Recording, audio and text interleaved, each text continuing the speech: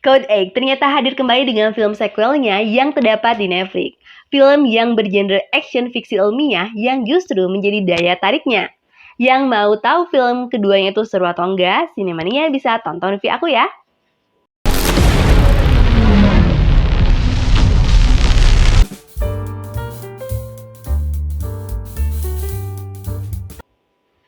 Code Egg Part 2 merupakan film Kanada yang disutradarai oleh Jeff Chan, yang merangkap juga nih sebagai penulis skenario bersama Chris Park, Sharon Lee, dan juga Jess Lavercombe. Setelah hampir 5 tahun lamanya, ternyata Code Egg hadir kembali dengan film sequelnya dengan jajaran aktor yang hampir sama, seperti Robbie Amell, Stephen Amell, dan juga aktris baru yang bernama Serena Julamdios. Setelah 8 tahun lamanya dari peristiwa Code Egg, akhirnya LCPD melakukan transformasi mengenai program militer mereka, yang mana awalnya itu menggunakan robot humanoid seperti robot penjaga, yang diganti dengan menggunakan robot K9 yang memiliki bentuk seperti anjing. Di mana robot tersebut tidak akan melakukan kekerasan saat lawannya menyerah. Semua itu di bawah pengawasan Sersan Kingston. Menceritakan Tarak dan adiknya Pavani berada di garis kemiskinan, di mana ketidaksabaran Tarak akan kondisi membuat dia memutuskan mencuri sekantong uang tunai dari komunitas Geralt. Yang aksinya diketahui oleh Sersan Kingston, ternyata robot K9 membunuh Tarak di depan Pavani yang membuat Pavani mengeluarkan kekuatan misteriusnya untuk menghancurkan robot K9. Hancurnya robot K9 dan ketakutan Sersan Kingston akan diketahui perbuatannya di depan publik membuat dia mencari keberadaan Pavani yang ternyata tidak sengaja bertemu dengan Connor. Konsep fiksi ilmiah dari manusia yang memiliki kekuatan khusus, tema itulah sebenarnya sih yang membuatku menonton film ini.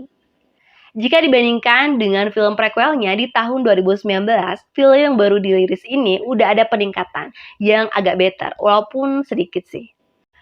Alur cerita yang sederhana dengan bumbu plot twist yang paling aku suka adalah bagian ending cerita. Di bagian chemistry, menurutku sih belum terjalin dengan baik antar pemain. Kalau dibilang film jelek, nggak juga. Bagus juga, enggak. Jadi film ini masuk dalam kategori rata-rata. Film fiksi ilmiah yang menyajikan kecanggihan teknologi yang sangat banyak mempermudah pekerjaan orang-orang atau suatu instansi. Yang biasanya nih kalau di film-film lainnya, justru karakter yang memiliki kelebihan kekuatan super berada dalam kondisi ekonomi yang menengah ke atas, atau bahkan bergelimang harta yang banyak.